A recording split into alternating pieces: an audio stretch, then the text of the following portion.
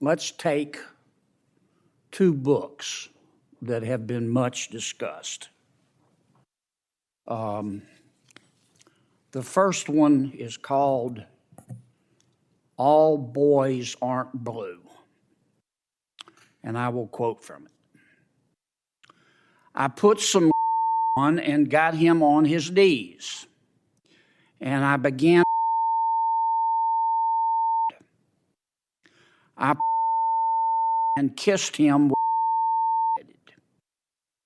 He asked me to turn over on himself.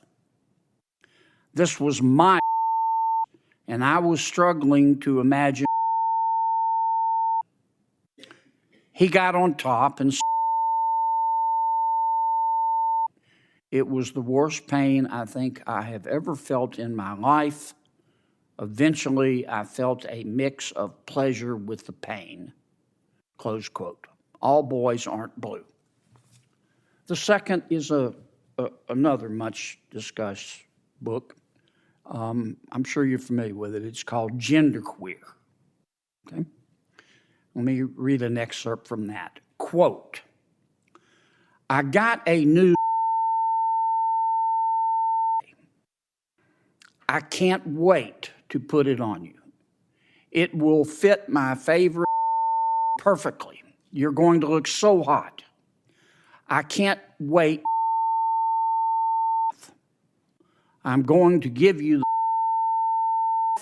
then I want you. End quote. Now, Mr. Secretary, what are you asking us to do? Are you suggesting that only librarians should decide whether the two books that I just referenced should be available to kids? Is that what you're saying? No. Okay. Tell me what you're saying. Well, first of all, there's this. Don't give me a speech. Tell me what you're asking me to do. With all due respect, Senator, the words you spoke are disturbing, especially coming out of your mouth is very disturbing.